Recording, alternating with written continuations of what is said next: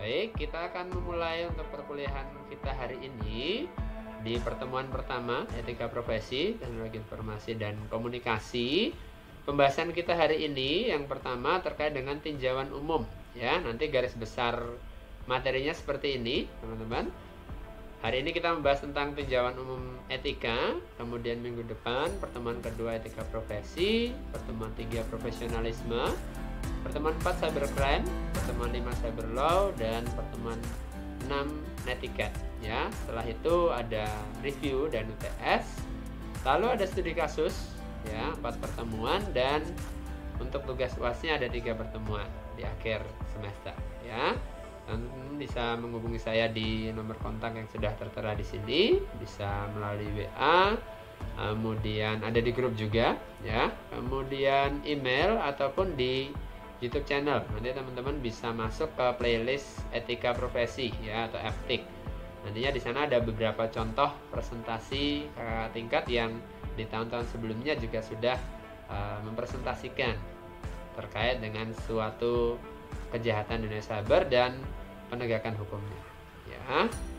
Baik, untuk hari ini kita akan membahas tentang tinjauan umum etika ya.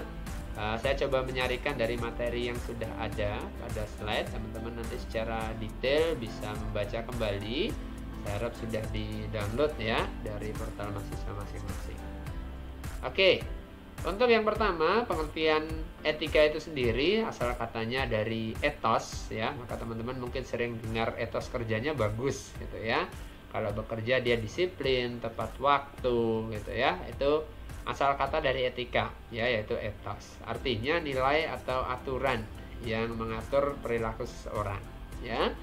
Lalu dari sudut pandang keilmuan ya, etika juga bisa dipandang sebagai sebuah ilmu atau teori yang mengatur perilaku ataupun akhlak dari manusia ya. Nantinya etika bisa diklasifikasikan, bisa dikelompokkan, ada yang sifatnya umum dan juga khusus ya. Etika yang sifatnya umum itu yang hampir ada di semua tempat di lapisan masyarakat manapun gitu ya, misalnya sopan santun, hukum, sosial, seperti itu. Tapi ada juga etika-etika khusus yang hanya berlaku di tempat-tempat tertentu, bidang-bidang tertentu ya. Lalu kalau dibedakan dari relasinya antar manusia ataupun dengan diri sendiri, maka ada juga pembagian etika berdasarkan etika individu dan sosial ya. Etika individu berarti yang terkait dengan perilaku pribadinya sendiri ya, lalu sosial dengan masyarakat luas. Kemudian dari penilaian apakah seseorang itu memiliki etika yang baik atau yang kurang baik ya. Nanti teman-teman bisa lihat ada 3 level atau 3 tingkatan di sana ya. Yang pertama, tingkatan paling dasar itu berawal dari niat ya. Niat seseorang dalam berbuat ya, berperilaku itu niatnya sudah jelek dulu atau memang baik-baik saja ya. Kalau memang dari niatnya sudah jelek, maka bisa dikatakan etikanya juga jelek ya. Kemudian kalau niatnya sudah baik, ketika menjadi sebuah perbuatan ya, belum tentu baik gitu ya. Maksudnya baik tapi karena caranya kurang tepat, lalu perbuatannya menjadi kurang pas, kurang tepat gitu ya. Itu tingkatan yang kedua di level perbuatan, atau sering juga disebut dengan pekertinya ya, perbuatannya, perilakunya ya. Nah, nantinya di level tertinggi, di level ketiga ya, itu berbicara tentang dampaknya. Bisa saja niatnya baik, sudah dilakukan dengan sebaik mungkin, tapi ternyata berdampak buruk untuk orang lain ya. Bisa saja di penilaian tingkat ketiga ini dampaknya kurang baik kepada orang lain ya. Jadi 3 tingkatan ini yang nanti menentukan atau bisa digunakan untuk menilai etika seseorang. Apakah dari niatnya sudah baik, apakah sudah dilakukan dengan baik, dan apakah berdampak baik untuk orang-orang di sekitarnya ya. Ini terkait dengan etika. Kemudian pembahasan berikutnya tentang moral. Ini juga mirip-mirip ya. Terkadang kita menyamaratakan moral dan juga etika ya.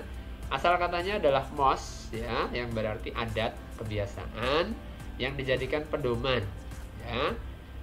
Kita biasanya tahu di beberapa suku ya di Indonesia punya kebiasaan-kebiasaan tertentu. Apapun itu ya, kebiasaan memasak, kebiasaan bertani, kebiasaan berkumpul ya. melaksanakan ritual dan lainnya, itu yang disebut dengan moral, ya. Maka tidak semua sebuah adat di satu tempat itu bisa diterapkan di tempat lain atau di suku lain.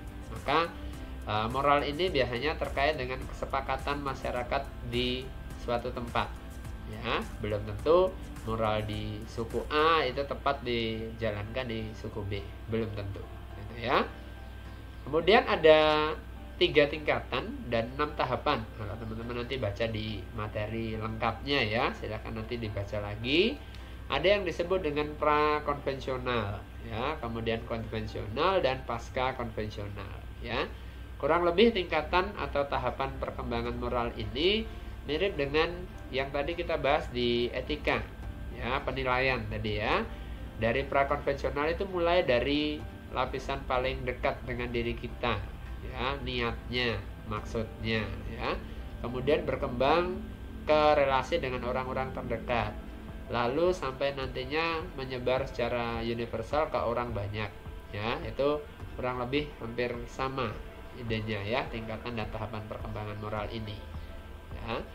Kemudian ada 4 contoh aliran moral, ya. Ada kelompok-kelompok masyarakat yang memiliki aliran tertentu, ya, dalam menilai sebuah perbuatan itu apakah baik atau buruk, ya. Yang pertama contohnya di aliran hedonisme, hedon, ya, hedonis, gitu ya. Di kelompok masyarakat ini mereka menganggap perbuatan yang baik itu ketika membawa kenikmatan atau kebahagiaan, ya.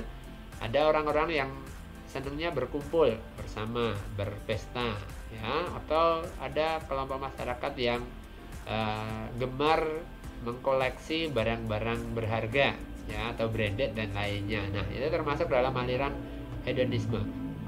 Bagi kelompok masyarakat hedon seperti ini, semua kegiatan, semua benda yang bisa mereka dapatkan dan mendatangkan kebahagiaan itu dianggap baik, ya. Kemudian aliran yang kedua adalah utilisme, ya. Kelompok yang kedua ini menilai bahwa suatu kegiatan atau suatu hal itu baik ketika memiliki dampak atau fungsi yang baik, gitu ya. Jadi misalnya orang-orang yang memiliki manfaat, ya, memiliki kebermanfaatan, ya, dengan melayani, dengan berkarya bagi orang banyak, maka dianggap baik, ya. Sebaliknya kalau orang tersebut itu mendatangkan mudarat, ya, atau ketidakbermanfaatan bagi orang banyak, maka akan dinilai jelek oleh aliran utilisme ini, ya. Kemudian aliran yang ketiga adalah naturalisme, natural, ya. Ini biasanya kelompok masyarakat yang cinta alam, ya, tidak ingin merusak alam, merawat alam, gitu ya. Kelompok-kelompok masyarakat yang menjaga bumi dengan melakukan penghijauan, mengumpulkan ataupun bisa mengelola sampah semacam itu, maka mereka menilai kegiatan-kegiatan itu sebagai perbuatan yang moralnya bagus, ya. Itu disebut dengan aliran naturalisme, ya. Kemudian contoh aliran moral yang terakhir adalah vitalisme, ya, vitalitas kelompok masyarakat yang menilai baik buruknya moral seseorang itu dari bagaimana cara dia bisa meningkatkan daya hidup, ya, tidak merusak kesehatan, itu ya, menjaga kesehatan dengan berolahraga, semacam itu. Kelompok ini disebut dengan aliran vitalisme, ya. Ini contoh.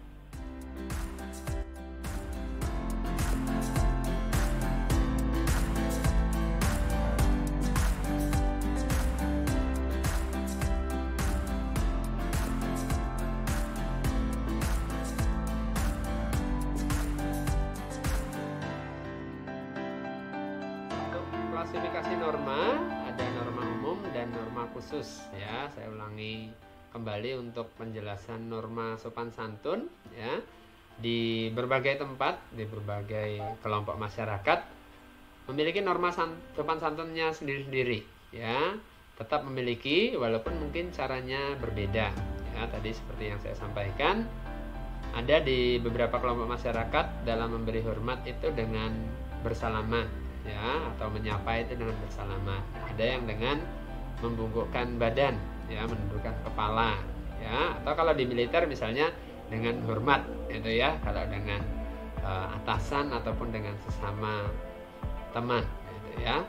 Kemudian ada juga norma hukum ya, di setiap kelompok masyarakat juga punya hukumnya masing-masing. Perkara adatnya berbeda ya, tetap ada aturan hukum di sana ya, ada norma hukum tertentu ya. Kemudian ada juga norma moral ya, baik dan buruknya tergantung dari kesepakatan masyarakat di tempat tersebut ya. Kemudian selain norma umum ada juga klasifikasi norma khusus. Ini yang memang lingkupnya hanya di bidang-bidang tertentu ya. Seperti contohnya nanti di bidang teknologi informasi dan juga komunikasi, nantinya kita akan memiliki norma-norma khusus ya, yang mengatur relasi sama pengguna internet misalnya. Nanti kita kenal dengan etiket ya. Kemudian kalau di dokter mungkin teman-teman tahu ada aturan bahwa rahasia penyakit ya, atau informasi penyakit dari seorang pasien itu menjadi rahasia yang tidak boleh dibagikan oleh dokter ya. Semacam itu ada di bidang-bidang tertentu ya. Maka di sini ada klasifikasi untuk norma umum dan norma khusus ya. Oke.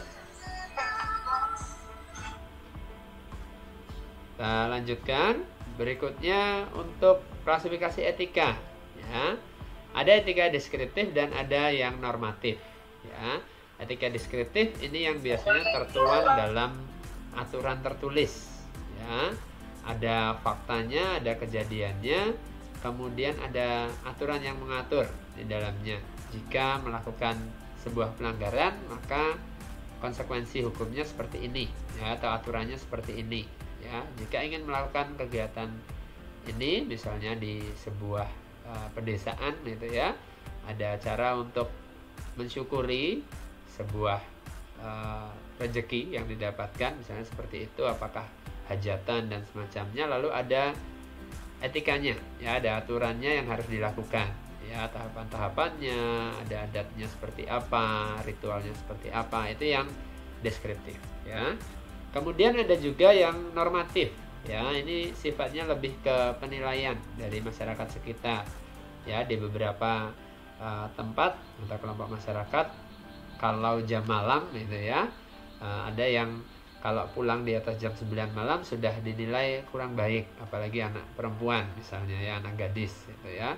Tapi di tempat lain mungkin pulang malam itu suatu hal yang biasa, misalnya di kawasan perkotaan ataupun di tempat-tempat industri yang memang ada shift malamnya ya. Jadi memang ini kembali lagi terkait dari kondisi realita yang ada di sekitar masyarakat tersebut ya. Maka yang muncul biasanya tidak berupa aturan tertulis, tapi semacam himbauan ya. Kalau ada kejadian seperti ini sebaiknya seperti ini gitu ya. Jadi sifatnya himbauan, tidak berupa aturan tegas tertulis yang berdasarkan fakta nyata ya, seperti yang deskriptif ya. Kemudian untuk moralitas ada juga klasifikasi berdasarkan objektivitas ataupun subjektivitasnya ya. Objektivitas ini mengacu pada kasus yang terjadi ya. Misalnya kejadiannya apa sih? Pencurian gitu ya. Oh, ada barang yang diambil seseorang, maka pengambilnya secara objektif pasti melanggar moralitas gitu kan. Nah, tapi lalu ada pandangan kedua dari sisi subjektifnya ya. Siapa sih yang melakukan pencurian gitu ya? Lalu kenapa dia mencuri ya? Apakah karena desakan ekonomi? Apakah karena memang dia sangat sedang membutuhkan untuk pengobatan keluarga dan lainnya, sehingga ada sudut pandang lain menilai moralitasnya. Oh, karena subjektifnya si A ini harus mencuri karena istrinya mau melahirkan misalnya, dia terdesak dengan kebutuhan ekonomi untuk bisa merawat orang tuanya yang sakit misalnya. Dari sisi subjektivitasnya mungkin baik, tapi secara objektif perbuatan yang dilakukan adalah mencuri. Tentunya secara objektif ini juga tidak baik. Maka nanti klasifikasi moralitas ini bisa dipakai untuk mempertimbangkan perbuatan seseorang ya. Kemudian untuk sanksi pelanggaran etika ini yang sering kita kenal ya, dan ada di masyarakat kita. Ada yang bentuknya sanksi sosial ya, bisa teguran, peringatan, atau bahkan yang paling paling tidak nyaman gitu ya di tengah masyarakat kita itu pengucilan ya. Jadi ketika melakukan sebuah pelanggaran etika lalu seseorang itu awalnya ditegur, jangan gitu dong gitu ya, atau dibicarakan, dicibir gitu ya. Lalu kalau sudah berulang nanti ada peringatan, entah itu tulisan entah itu tertulis ya. Kemudian kalau sudah berulang kali ditegur, diperingatkan tidak menggubris, biasanya lalu masyarakat itu menjauhi, mendiamkan, dikucilkan ya, tidak diikutkan dalam berbagai macam kegiatan ataupun layanan yang ada di masyarakat tersebut ya. Kemudian bentuk sanksi pelanggaran etika yang lain bisa berupa sanksi hukum ya. Ada yang sifatnya pidana, ada yang sifatnya perdata ya. Kalau kasus-kasus dalam perdagangan, jual beli, perjanjian dan lainnya mungkin kategorinya perdata ya. Tapi bila mana memang nanti sudah masuk kasus-kasus yang cukup berat ya, nanti bisa masuk dalam sanksi pidana ya. Itu teman-teman terkait dengan etika, moral dan juga norma. Lalu pembahasan terakhir kita ya, ini terkait dengan perkembangan teknologi ya, dan juga kaitannya dengan etika ya. Jadi awalnya memang teknologi diciptakan untuk memudahkan kinerja manusia ya, yang awalnya dulu evolusi industrinya masih 2.0, 3.0 itu sifatnya otomasi ya, mesin-mesin industri. Lalu sekarang di 4.0 mulai muncul digitalisasi ya, komunikasinya tidak harus lagi secara langsung bertemu, bisa dengan media ya, memberikan sumbangan, donasi, zakat dan macam-macam bisa cukup dengan transfer gitu ya, atau scan QRIS gitu. Maka pekerjaan manusia betul memang lebih mudah ya, lebih cepat ya. Tapi dari kecepatan, dari kemudahan ini ada beberapa nilai yang merosot ya. Kalau digambarkan dengan grafik merah penurunan seperti itu, dari otomasi, refleks manusia, kewaspadaan manusia, otot-otot tubuhnya gitu ya, jadi malas bergerak, mager di tempat saja ya. Lalu kurang waspada terhadap perubahan di sekitarnya ya. Kemudian dari sisi komunikasi, karena kemudahan media kita sudah jarang berkumpul, bertemu. Walaupun berkumpul pun ngobrolnya sama pegang gadgetnya lebih lama pegang gadgetnya gitu ya. Lalu juga secara emosional, kaitan atau relasi antar manusia juga sudah mulai banyak berkurang nih ya. Oke, dari situ bisa disimpulkan ya, ada kecenderungan kemudahan kerja yang dibantu teknologi ini justru menurunkan sense of human manusia ya. Ini yang harus memang kita waspadai, jangan sampai kita termasuk dalam kelompok ya yang menurun refleksnya, komunikasinya, emosinya dan relasinya karena adanya perkembangan teknologi ya. Tetap harus diasah kewaspadaannya, tetap harus dijaga komunikasi dan relasi dengan masyarakat di sekitarnya. Baik, ini keseluruhan materi kita hari ini di pertemuan pertama. Bila mana ada yang ingin didiskusikan, ditanyakan, saya persilahkan teman-teman untuk bisa menyampaikan.